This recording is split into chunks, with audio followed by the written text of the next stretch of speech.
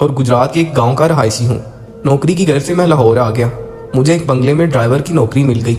घर में सिर्फ मालिक, मालकिन और उनकी बेटी थी। मालिक ने मुझे अपनी बेटी की गाड़ी पर ड्राइवर रख लिया। मालिक की बेटी एक बड़े कॉलेज में पढ़ती थी और मैं उसकी गाड़ी चलाया करता था। रोज सुबह उसे कॉलेज छोड़ता और वापसी में कॉलेज से लेकर बंगले में पहुंचाता।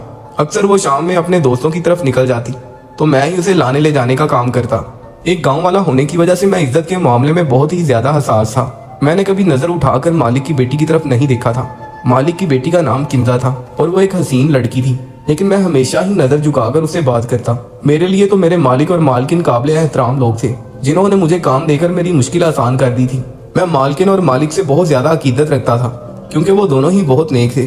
किंजा रास्ते में मुझसे बातें करती रहती और बहुत सारी बातें मुझे बताती, लेकिन मैं सिवाय सारी हिलाने के और कोई जवाब न देता। वो बला की ज़हीन थी और हर क्लास में अव्वल आती थी। किंजा बीबी मुंह में सोने का नवाला लेकर पैदा हुई थी। मालिक उनकी हर बात फौरन ही पूरी कर देते।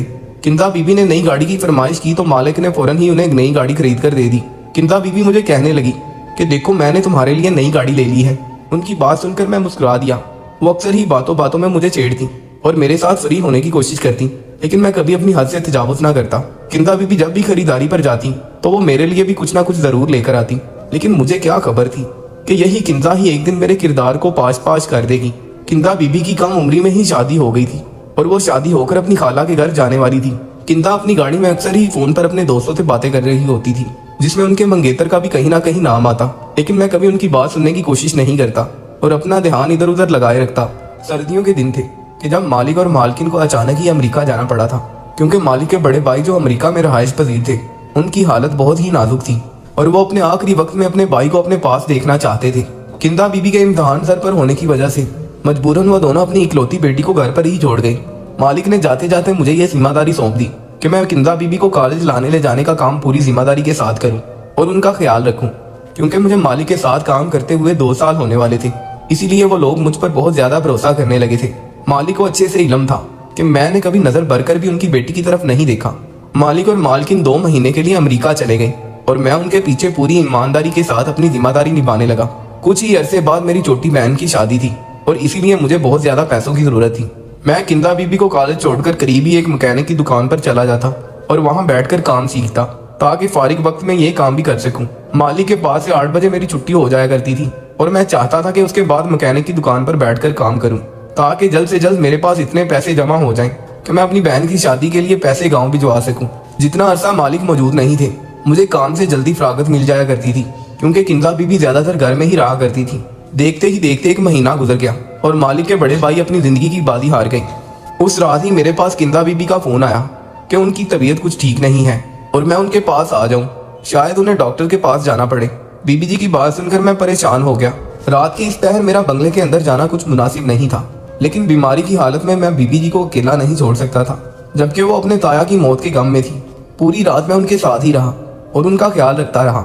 वो शदीद बुखार में तप रही थी और सारी रात गुनूदगी में रही थी। सारी रात मैं उनके पास बैठा रहा और सुबह तक उनकी हालत कुछ बेहतर हुई तो मैं वापस अपने क्वार्टर में चला गया। वक्त तेजी से गुजरता रहा और उस दिन के बाद से किंजा बीबी की तबीयत कुछ ठीक नहीं रहती थी। वो बहुत ही ज्यादा कोई सी रहने लगी। मुझे लगा शायद वो अपने माँ बाप की जुदाई में परेशान हो गई है, लेकिन मुझे क्या खबर थी कि दरअसल हकीकत क्या है।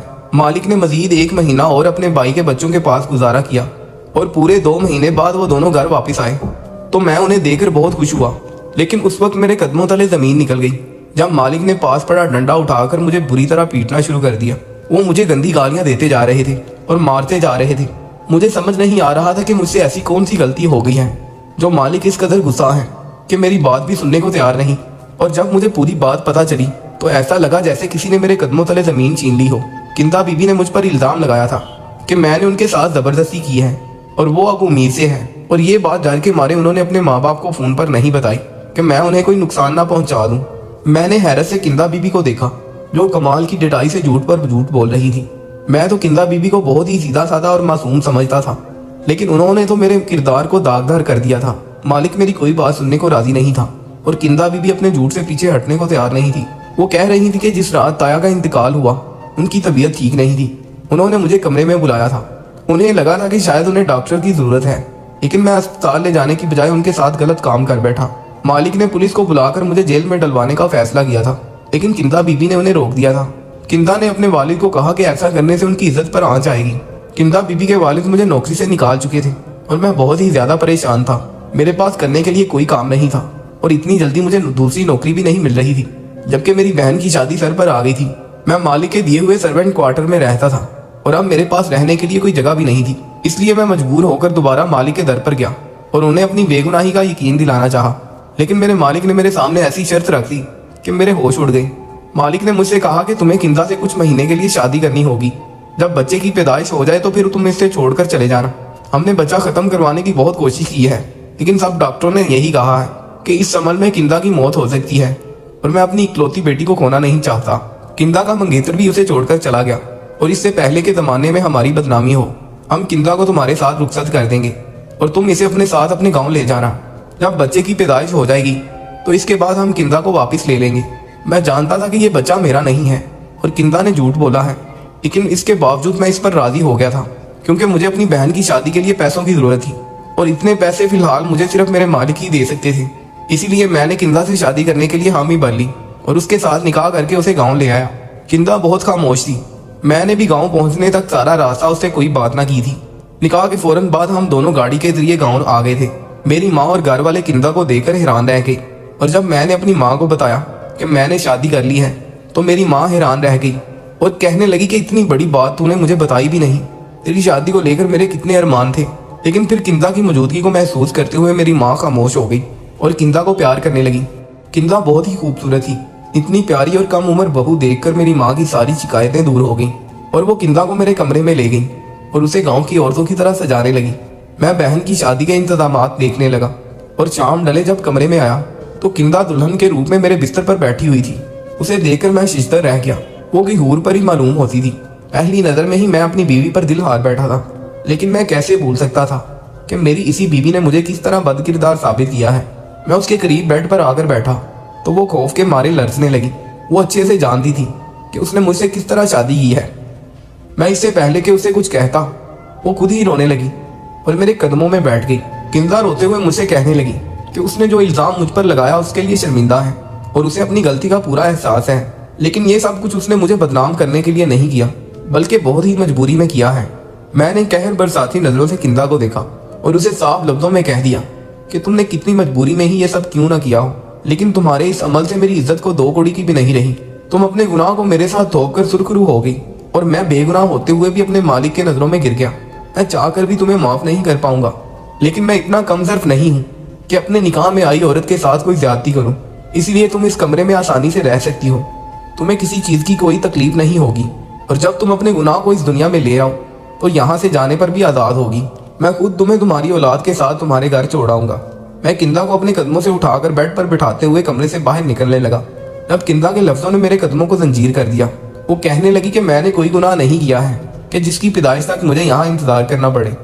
ना ही मैंने आपको आपके मालिक की नजरों में गिराया है, बल्कि आपके मालिक तो आपसे बहुत मोहब्बत करते हैं और वो आप पर सबसे ज्यादा भरोसा करते हैं और इसीलिए आपके मालिक ने अपनी जिंदगी की सबसे कीमती चीज आपको सौंप दी और मुझे ये हुक्म दिया था कि मैं शादी के बाद आपको सारी हकीकत बता दूं। किंदा की बातों ने मुझे हैरान कर दिया था। मैं पलटकर किंदा का चेहरा देखने लगा जहाँ मासूमियत छाई हुई थी। वो इस वक्त एक 18 साल की मासूम सी लड़की थी जो न जाने किन हालात में गुजारा कर रही थी। किंदा कहने लगी कि वो हामला नहीं है, बल्कि उसके वालिद ने मुझसे ये झूठ कहा है और उसके वालिद ने ये सब बहुत मजबूरी में किया है क्योंकि वो अपनी बेटी की जान बचाना चाहते थे। किंदा ने मेरे करीब आकर मेरा हाथ अपने हाथों में थाम लिया और मुझे अपने साथ लिए बेड पर बैठ गई। किंदा बहुत धीमे लहजे में मुझे अपनी सच्चाई बता रही थी और मैं गुमसुम सा उसकी बात सुन रहा था। किंदा कहने लगी कि उसकी खाला ने बचपन से ही अपने बेटे के लिए उसका रिश्ता मांग रखा था और किंदा के वालिद ने अपनी साली के बेटे का रिश्ता मांग रखा था और किंदा के वालिद ने अपनी साली की अच्छी आदत देखकर किंदा का रिश्ता अपनी बीवी के पांजे से तय कर दिया था। लेकिन वक्त गुजरने के साथ साथ किंदा के वालिद को अपनी गलती का एहसास हुआ क्योंकि किंदा का मंगेतर अहमर माँ बाप का इकलौता बेटा होने की वजह से बहुत ज्यादा बिगड़ चुका था। उसके पास ना ही पैसे की कमी थी और ना ही कोई रोक टोक करने वाला था। अहमर की वालिदा कभी भी अपने बेटे को गलत बात पर ना टोकती और जैसे जैसे उम्र की सीढ़ियां तय करता जा रहा था वो मजीद अयाश होता जा रहा था। किंदा बताने लगी कि जिन दिनों उसके माँ बाप अमेरिका गए हुए थे अहमर ने कई दफा उसके साथ बदतमीजी करने की कोशिश की और एक दफा तो वो शराब के नशे में धुत घर आया और किंदा पर तशद्दुद करना चाहा, लेकिन उसने खुद को कमरे में बंद करके बचा लिया। उसे समझ नहीं आ रहा था कि वो अपने आप को बचाव के लिए क्या करे। क्योंकि उसे खौफ था कि अहमद उसके अकेलेपन का फायदा उठाकर दोबारा घर में दाखिल हो सकता है। इसलिए उसने सारी रात मुझे अपने कमरे में बिठाए रखा। वो अहमद से कहीं ज्यादा भरोसा मेरे किरदार पर करती थी। अपने माँ बाप के वापिस आते ही उसने एक एक बात अपने बाप को बताई। किंदा के बाप ने अहमद की माँ से बात की कि वो अपने बेटे को समझाए कि जब किंदा से शादी करनी है तो इस तरह की हरकतें करने की क्या जरूरत है। लेकिन अहमद की माँ ने यह कहकर बात खत्म कर दी कि अहमद नौजवान खून है और जज्बात में आकर जोश मारता है। बच्चे हैं, थोड़ी बहुत मस्तियां तो करते हैं। किंदा क्यों इतने पुराने ख्यालात की मालिक है कि अपने मंगेतर के साथ कुछ वक्त भी नहीं गुजार सकती। किंदा कहने लगी कि जब अब्बा को एहसास हुआ कि उन्होंने कितना बड़ा गलत फैसला किया है। मेरे बाप ने जैसे ही अहमद के साथ मेरा रिश्ता खत्म करने की बात की तो अहमद धमकियों पर उतर आया और उसने साफ साफ लफ्जों में कहा कि वो मुझे किसी सूरत नहीं बख्शेगा।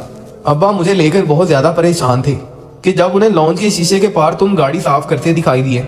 मैंने अब्बा को यह भी बताया था कि ताया के इंतकाल वाली रात तुमने सारी रात बैठकर मेरी हिफाजत की थी। अब्बा को अंदाजा हो गया था कि तुम एक पुख्ता किरदार के मालिक हो, इसलिए अब्बा ने यह फैसला किया कि वो तुमसे मेरी शादी करवा दे और अहमद से फौरी तौर पर छुटकारा हासिल कर ले। लेकिन अहमद ये शादी इतनी आसानी से नहीं होने दे सकता था। इसीलिए अब्बा ने खाला को यही बात बताई कि तुमने मेरी इज्जत पर हमला किया है और मैं अब उम्मीद से हूँ। खाला ने खुद ही ये रिश्ता तोड़ दिया क्योंकि वो इज्जतदार लोग ऐसी लड़की को बहू नहीं बना सकते थे जो शादी से पहले ही हमला हो चुकी हो। अब्बा तुम्हें पहले ही रोज सारी हकीकत बता देना चाहते थे, लेकिन अब्बा को डर था कि अगर तुमने शादी से मना कर दिया तो वो क्या करेंगे। इसीलिए अब्बा ने जानबूझकर तुम्हें देखते ही मारना शुरू किया और तुम पर गलत इल्जाम लगाया और तुम्हें नौकरी से निकाल दिया क्योंकि अब्बा जानते थे कि तुम्हें पैसों की जरूरत है। अब्बा को यकीन था कि तुम खुद ही पलट कर वापिस आओगे तो वो शादी की शर्त रख देंगे। अब्बा का मंसूबा कामयाब हो गया। तुम चाहो तो मैं ये बात साबित कर सकती हूँ कि मैं हामला नहीं हूँ और ना ही किसी नामहरम ने मुझे कभी हाथ लगाया है। बहुत मजबूरी में अब्बा ने मुझे तुम्हारे निकाह में दे दिया है और मैंने अपने पूरे दिल से तुमसे निकाह किया है क्योंकि मैं खुद भी तुम्हारी अच्छाई की गवाह हूँ। हो सके तो मुझे और मेरे बाप को बस एक झूठ के लिए माफ कर दो। किंदा की आंखों से आंसू टपक रहे थे और मुझे उन आंसुओं में एक बाप बेटी की बेबसी दिखाई दे रही थी। मैंने किंदा को फारिग नहीं किया बल्कि अपने सीने से लगा लिया था। वो एक बहुत ही प्यारी लड़की थी जिसे शायद खुदा ने इसी तरह मेरे नसीब में लिखा हुआ था।